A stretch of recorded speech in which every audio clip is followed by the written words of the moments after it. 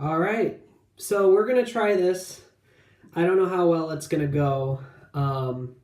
I have never done a live stream on YouTube before like this, so um, we'll just see what happens, and we'll do our best. This is a weird camera too, and I don't know how well this video quality is gonna be. This is more of a test than anything. I'm gonna make it an actual episode, just kind of chill for a while and just kind of see what happens. I was watching The Real Manos. If you want to know who The Real Manos is, you can go to my channel, and I have him recommended on my channel. He's been doing live reviews of comics recently, and I never thought about that. I thought that would be a really good idea. So I thought I would try it because one thing I've noticed I've had a lot of issues with in the past is doing these reviews where you have to know what you're gonna say, and if you forget something, then it's kind of over with, and you got to edit a video together, and you have to do all this stuff. I thought maybe I'll try this because I can kind of do what I normally do when I talk. I don't script anything, so I can do this live anyway. It'll just upload as it is. If people want to discuss it, they can. I'm assuming no one's gonna be on this live stream. I tweeted out I was gonna do this at 3 o'clock, but I ended up doing it a little bit earlier just because I had nothing better to do, and I wanted to make sure that I did one that was more of a test before I did one that I really announced. So if no one comes into this chat room, that's fine. I'll have this saved on my channel so people can watch it. If you like the format, let me know. If there's any kind of quality issues, I don't have the best equipment, so this is kind of the best you're going to get. But when it comes to internet stuff, let me know. I'll try to improve it as I go as well. But I just thought I'd try this because not only is this kind of a new tactic and a new thing that'll be kind of fun, I also think this will be a good way to catch up on some books because I used to do weekly comic reviews, and my pull list has changed a lot since then, and I've had a lot of money issues since then, so I would get comics not right on the week of, so I think this will be a little bit easier. So to start off, I thought it'd be kind of fun to catch up on my pull list. I'm not going to do it all this stream, but I'm going to start by just, doing some titles here and there. I had a pull list that was huge starting off. I had, it was Superman, Batman, Detective, Action, Spider-Man, Justice League. I had Flash on there. I had Aquaman on there. It was too much. Not only for my budget, but it was just too much to keep up with weekly. So I've really kind of streamlined my pull list. And my intention is to do, get the books that I really just want to read the day of or whenever I can, and then get trades of everything else when they come out if I hear they're good arcs. So my pull list now is Spider-Man, Superman, Detective, Spider-Man, Superman, Detective, Doomsday Clock, which that was another one that was on my previous pull list. And I think that's all I have right now. The only reason I have Detective on there is because I want to make sure I have a pull list for when issue 1000 comes out, which is coming up sooner than people think.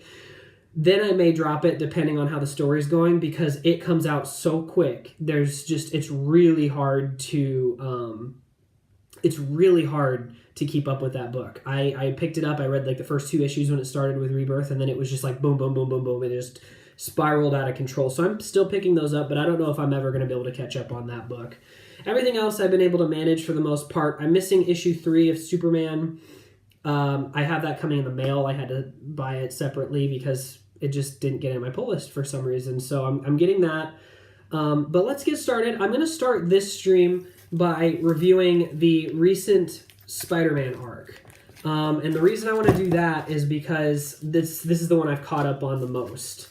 I started picking up Spider-Man again with issue 800. I thought it was a good starting point, and I've been going since. So these are the Spider-Man books I've been reading recently. Now, I haven't been reading them the week they've come out. Hopefully I can start doing that now that I'm all caught up. I just caught up last night. I was up super late catching up. So let's get started, shall we? I kind of want to go through a little bit with you. So first issue is issue 800. It's the final chapter of the Go Down Swinging arc. From what I gather, I read this a while back, so forgive me if I'm not really caught up on everything that goes on in this book because it's a giant book. It's 80 pages, and there's a lot of cool stuff going on in it. From what I gathered, basically, Norman Osborn was back as Green Goblin, but he also had the Carnage suit. So this book is basically him stopping that from happening, and he uses the black suit actually from Venom to protect himself. So it's kind of a whole it's a long kind of story of them trying to stop him as Norman Osborn, the Carnage Goblin, I guess. I think they have a name for him. I seriously read this when it first came out, so it's been a little while because this came out a couple months ago. It was really fun. I like the art in it. I like the story. I won't spoil too much. There is a character death in it, I do remember. I would pick this up. It's kind of worth the price. It goes for $9.99. I think they still probably have these at most local comic stores if you never got a chance to pick it up. It was fun. I enjoyed it. I thought it kind of concluded. This is the last major story arc of Dan Slott. He only had one other issue after this. So I thought, that it was kind of a good end for Dan Slott. He's been doing it for, 10 years now? I've been off and on with him. I've been reading his stuff and then not reading his stuff and then reading his stuff and not. So I haven't read his full run on Spider-Man. It's a lot of comic books. So, I think he ended off strong, though. I think it was kind of a cool end-all.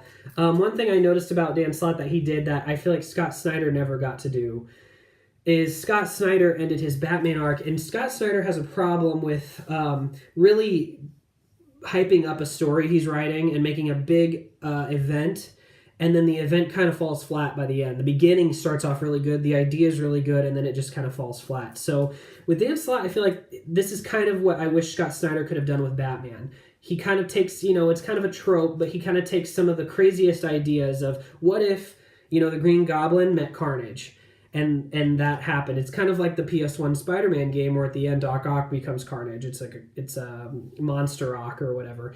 It's a really weird idea, but I think it's kind of a satisfying conclusion for an arc if you've had it for 10 years. And I feel like if Scott Snyder had something like this, I think it would have been really good.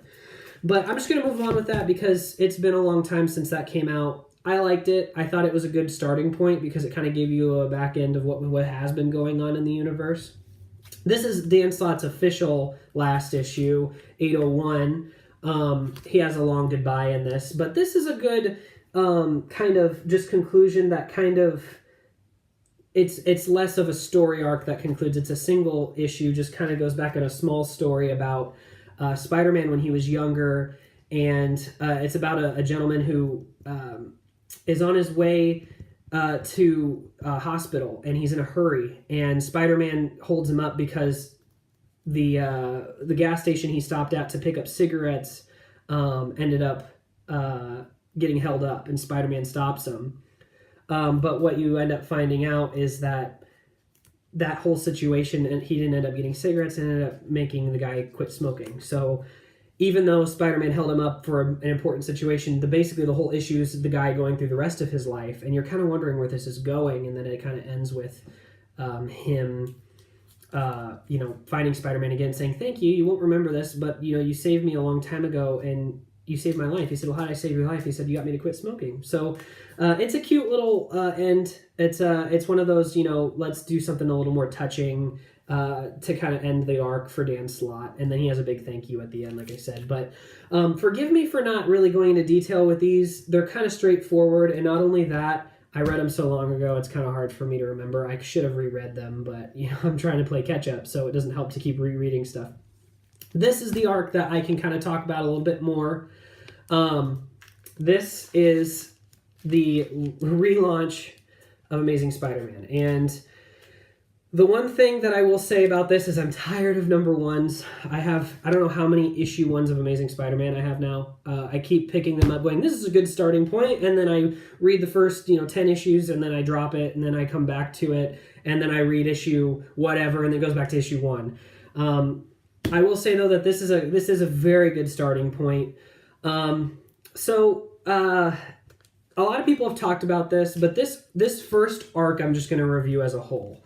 Of all of these. So it kind of starts off one way and goes another way, kind of introduces the characters, got a new writer on it, new artist. So Spider-Man's been going through a lot the last couple years. With the whole Superior Spider-Man thing, which I'll actually get to. I have something about that I'm going to tell you about at the end of this stream. But Spider-Man has been having a lot of change in his stories recently. For one, Doc Ock taking over his body, and then they doing the Superior Spider-Man arc. They've been kind of trying to reinvent him like they always do, and they did Superior Spider-Man, which I hear is really good. And then when Peter came back, it was more of the what has changed since I've been gone. What's been going on in my life? He ran Parker Industries. He, had all these different things. He wasn't with Mary Jane or anything, but he was kind of a businessman. And this is picking up off of that. And really, this arc, I feel like, is really trying to kind of go back to the roots of Spider-Man. I feel like they've been really trying all these new things. He made kind of like a Batman Inc. kind of situation for a while where he had spider armor and he had multiple people in the Spider-Man suit. He had the Spider-Mobile. And it was a fun little section, but it wasn't traditional Spider-Man with new stories. It was a whole new Spider-Man with new stories. So I think people eventually kind of got sick of that. So they've kind of returned to their roots. And Peter Parker is kind of down on his luck again. Like always, the Parker luck, he calls it. He has a lot of issues going on with his friends and family. He's living in an apartment. He's sharing an apartment with a villain, Boomerang, and he just got in trouble for plagiarism. So they took away all of his degrees. They took away Parker Industries was already kind of down and crumbled. Basically, what he realizes is that all of the things that he came back to that were his major successes that he lived off of weren't his successes. They were Otto Octavius's in his body. So he gets caught plagiarizing because it's written by Peter Parker, but it was really written by Otto Octavius. So they find that he plagiarized and they take away his degrees and everything. At first, he's upset and he's down on his luck, but then he realizes, those things I didn't earn. Let me earn these things, and let me earn being Spider-Man, let me earn being Peter Parker, and let me just start from scratch. And I think that's a good start to this arc. It's let me start as Spider-Man again, almost.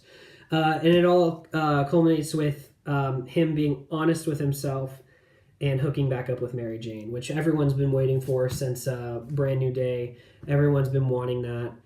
It's really good to see that they're going to embrace that again, I think. And it's pretty awesome. So as that arc is continuing, Parker gets an offer from Dr. Connors basically saying, you want to earn your degree back. So he starts this class with him again, but the freaky thing is Dr. Connors still hasn't found a cure to be the Lizard. The only thing he can do now is him and his science class came up with an idea of having him being controlled as the Lizard. So when Parker walks in for the first time, you see him as the Lizard and he's all freaked out, but you realize he's under control. And so he's kind of back and forth between Dr. Connors and the Lizard, but the Lizard still has, he's still in control of it, so he's still Dr. Connors and all that. Fun little concept. So Dr. Connors is kind of becoming a reoccurring character for a while, not on the bad side, and I think that's pretty funny. But they bring back the machine that made Spider-Man become Spider-Man in the first place. And they've been coming up with these ideas to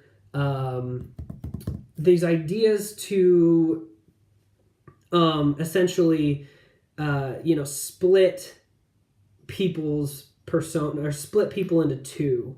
And they start out by experimenting with mice, and they start doing testing with them. And at the end of the issue 2, the very end is Spider-Man saving Peter Parker physically and confusing the audience until you jump into issue 3, where you find out that the machine that once made him Spider-Man now split him into two people. One person who is purely Spider-Man, and then one person who's purely Peter Parker.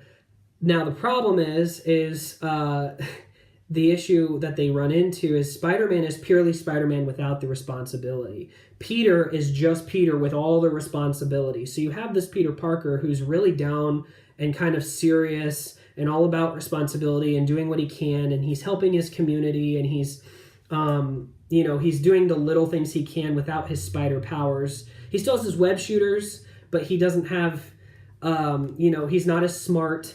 He's not as agile and brave. He has, more of a vertigo going on, things like that. And the other Spider-Man, who's just Spider-Man Peter Parker, is just like, screw you, have fun, be Peter Parker. You can be Peter Parker and you can hang out with Mary Jane and you can do all these things while I will go save the world all the time. And instead, what it turns into is Spider-Man takes over and kind of just is destroying the city. He's not being responsible with it because he doesn't have that responsibility. He doesn't have those things that make him Spider-Man. It's kind of the message of, what do you do if you take the Peter Parker out of Spider-Man? What do you do if you take the Spider-Man out of Peter Parker? And you see what happens physically with that. So it's pretty interesting how that works out. I think it works pretty well. So the final issue of this arc is you have Spider-Man and Peter Parker kind of fighting the Sentinels, and they Dr. Strom, who's the assistant to Norman Osborn, who's just a D-list character at this point. He's become kind of like a mechanized robot / human cyborg thing, and he's trying to earn his Spider-Man's respect of being a villain. He gets some info on, he gets more of the Sentinels, and they all kind of attack the city. Spider-Man, just the pure Spider-Man, takes over the Tri-Sentinel and kind of paints him up as a Spider-Man looking robot. And that's what he's been using to help save the city. However, that's how he's been kind of also destroying the city. He thinks he's helping people, but he's really making things almost worse. And so Spider-Man and Peter Parker kind of butt heads for a while, where Spider-Man doesn't know anything about responsibility. He doesn't remember Uncle Ben. And Peter Parker's really confused about that because how can you not remember that kind of stuff? And he goes back to Dr. Connors and finds out the mice that they worked on that split. Not only did he find out that they were used to where they split parts of their personalities, but also he finds out the longer they're separated from each other, the more chance that they will die eventually. So the mice die, and so Peter realizes we have to join together again, otherwise we'll die because we'll be so separate from each other too long. It'll kill us. So he ends up using his roommate Boomerang, who's a thief. He tricks him into stealing it for him, which he doesn't just go up to him and say, hey, can you steal this for me? He kind of just hints at it, and then he goes to steal it, and Peter expects him to, and then he drives away with it. And so he has it set up, and the Sentinels attack, multiple. I'm not going to spoil who sends the Sentinels, because that's going to be a reoccurring arc, but the Sentinels are coming to attack the city, and Spider-Man and Peter Parker get caught in the blast. And Peter Parker's about to die, and he's trying, and there's these funny dialogue moments where Spider-Man is just not getting it. It's not clicking to him about anything responsibility-wise. He sounds more like a Deadpool at this point than he does. He's overly quippy. He's overly goofy. And Peter Parker sneaks the machine on top of a building, pulls it down with his web shooters, and they come back together. They use the Tri-Sentinel to stop the other Sentinels, and they save the world, essentially, or the city. So that's kind of the first arc, and I don't want to spoil too much, but I also kind of want to tell you about the entire story because it's a little complicated. I will say one thing I do really appreciate about this arc is, as complicated as it is of splitting up the two, it's a very Spider-Man story to me. It seems like something that is really simple for a Spider-Man story, considering, we've had the Clone Saga, we've had the Venom Saga, we've had these crazy changes in Parker's life, and this kind of takes it down to the roots. He's not back in high school, he's still an adult, but he's building his relationship with Mary Jane. He's doing these things, and it's very Spider-Man, and it's not complicated. What's he doing for his job? What's he doing for these? It's all about just him and his relationships, and I like that. And I like this story because even though like I said, it is kind of a confusing yet really kind of wacky idea, it is very Spider-Man. It's very scientific. It's very interesting to see how it works out. I really liked it. I thought it was a really good start. By the end of it, you get everything that happened. And when I first, saw the two Spiders, like, oh man, this is going to be something that's going to be a long reoccurring arc. But it was only a short, however many issues, 5 or 6 issue arc, and I was pretty impressed with it. So yeah, I'm going to keep following this because I actually have 2 issues here I can go over because they're kind of a start of a mini arc. Well, this one isn't. This is the annual, which is just a fun little story that takes place around the time he originally got the black suit. And it's really about when he first gets the black suit before he has Mr. Fantastic look at it or anything like that. He's just using it to save the city. He's with Black Cat at this point, and you find out that the suit actually, while he was sleeping, would take control of his body while he was sleeping and use it. So he wouldn't talk, but he'd go around and fight crime. The symbiote itself, Venom, would go around and fight for him with his body. So Parker is asleep, and he's been sleeping for days and days and days, and he'll wake up for maybe a couple hours and be like, I don't know what happened. I'm still tired. I feel like I've been sleeping for however many hours. I've been sleeping for 15 hours, 20 hours. What is going on? Why am I not okay? And everyone's like, maybe you should see a doctor. And they hint at those things that happened in the story arc of when he first gets the black suit, of how he's letting everyone down, essentially. And the symbiote is doing everything it can to get Peter's approval. It wants him to be happy.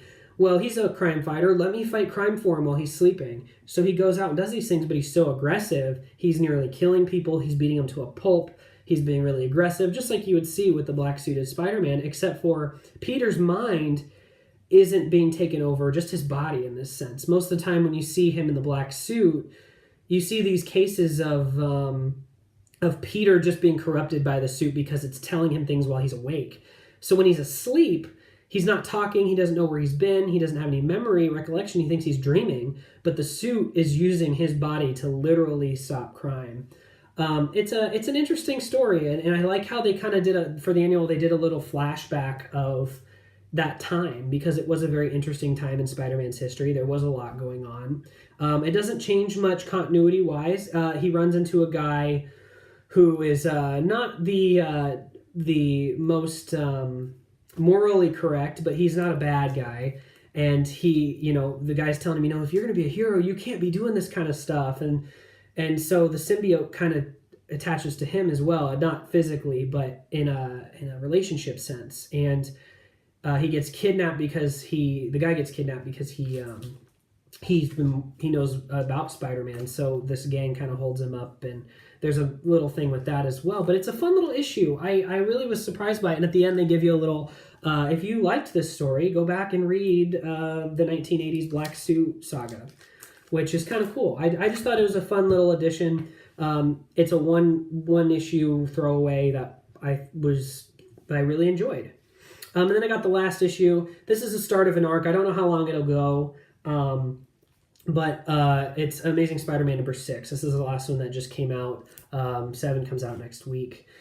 This one is just about Peter with his roommate, Boomerang, basically trying to get more information on Boomerang, like trying to catch him in the act of being a criminal. And everyone thinks he's reformed, and he hasn't been reformed. He's actually still doing criminal things, but you find out, he needs help with something, and he says, Peter, come with me. If you help me, I will pay for the next few months of rent or whatever. And Peter isn't really falling for it, but he takes him to the Bar with No Name, which is the bar that all the villains go to. A lot of B-list, C-list villains go to hang out, and there's no rules there. I mean, no one can fight, no one can kill each other there as long as they're in the bar. And so that's kind of a place the villains go to unwind. And so Boomerang takes him there, and you don't really know until middle of the issue what his intention is or what he's trying to do. You find out Peter thinks that there's going to be a big thing that's going to happen to Spider-Man, and he wants to catch it in the act, so he wants to go with him. So Peter and Boomerang, dressed as Boomerang, go into the Bar with No Name, and you find out it's trivia night. It's Spider-Man trivia night. And Peter at first is really hesitant and doesn't like this, and he's like, this is all guys that I've been fighting for years, and I'm sitting here doing trivia with them. I don't agree with this. But then he kind of gets into it because a lot of these villains don't know all of the answers to these questions, and Peter ends up winning, obviously, and he gets kind of a thrill out of it, and he enjoys it, and he's starting to grow a little bit with these villains and get along with them, and they're having a good night.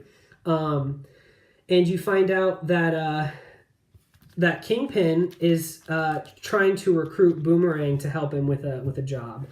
Kingpin is the mayor right now. I think that's also going on in the Daredevil books. They've been dealing with that a lot. But Kingpin wants to try to recruit Boomerang, and Boomerang says no. And so Kingpin orders a hit out on Boomerang. So at the very end of the issue, the big cliffhanger is he's sending a text to all of the villains in the bar with no name saying, take him out for this amount of money. And so that's kind of where the cliffhanger is they're Peter and Boomerang are stuck in this bar full of villains who are all after Boomerang. So it's pretty interesting. It's pretty funny. This is a little more lighthearted issue for the time. I mean, it's a ridiculous scenario, but they make a lot of fun with it. And that's kind of, I think, the arc of this entire situation so far is I really like how they've been really taking the Spider-Man books and giving them really interesting, good stories, keeping the characters simple, giving them simple motivations, and then just throwing them into these really ridiculous situations and seeing what happens. I really kind of like that. So, I love the Amazing Spider-Man arc so far. I'm going to stick with it for a while.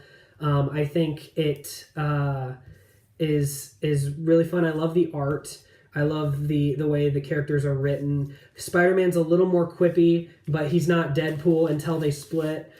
He sounds a lot like Deadpool to me in that issue. But if you haven't read, especially if you don't want to pick up 800 and 801, this is actually the perfect jumping on point because it's only about 6 issues in. You don't have to pick up the annual if you can't find it anywhere. The stories are just kind of fun. I like reading them right before I go to bed, things like that, because they're just kind of fun Spider-Man stories. I'm definitely sticking with this. So that's issues 1, 2, 3, 4, 5, 6, and issues 1 through 5 are the first arc with the Peter Parker and the Spider-Man, and then they have annual number 1, and then the start of another arc with issue 6. So I highly recommend them. I think they're really fun so far. So now that I've caught up on Spider-Man, I apologize. I know I went kind of fast through them. I didn't give all the details. Some things I didn't want to spoil. Some things I kind of spoiled. But I just wanted to go through them just so I'm caught up now. Now I can just review one issue, go into a little more detail with them. But I just wanted to be caught up. So that's that with those. Now I got to catch up on Doomsday Clock. I got 2 issues, and then I'm catching up on Action Comics and Superman, and I'll have those hopefully in a following live stream soon. I'm not going to go through any more for today because I'm so behind, and I'm still playing catch up. But this is a good start. I also wanted to say I'm also starting another book, even though I'm playing catch up on these single issues. I did order this. Yeah, Superior Spider-Man. They just came out with this collection. It's basically they had little tiny segments of the arc. Now they're collecting them into a full 2-part volume. So I have the first part, second parts I'll order after I finish this. It's a little bit bigger, so it's going to take me a little bit of time to read through. Really excited to get into this. I hear it's really great. I'll do a review of this in the future as well. I just got this in today, so I'm really excited. I hear there's a lot, and a lot of modern Spider-Man stories, even the newest arc, kind of is a jumping off from this. This is all what kind of changed the status quo for Spider-Man for a while. So, I'm really excited to see how that turns out and see I know the basic plot of it all and everything. So, that's great. Looks like we don't have any viewers. I figured it's kind of the middle of the day and a weekday, and I was going to do it at 3 o'clock and I ended up doing it at like 1 o'clock. So no worries there. I'm just going to post this up. I'll do another live stream and I will announce it on my Twitter. If you don't follow me on Twitter, my Twitter is @JacobsonJ_J. And if you want to follow me there, that's where you'll kind of get some announcements of when I will be posting another live stream. I'll also do some reminders on my channel as well. I just didn't do it this one. This was more, like I said, a test. But if you have any questions about the Spider-Man arc, please leave them in the comments down below. Also, if you have any other comments or if you want to talk about what you thought of this arc, let me know. And I think that's really all I have for this time. Just a short little stream just to kind of go over a few things and kind of just try it out and see how it works. So until next time, I hope you enjoyed this stream, and we'll see you shortly.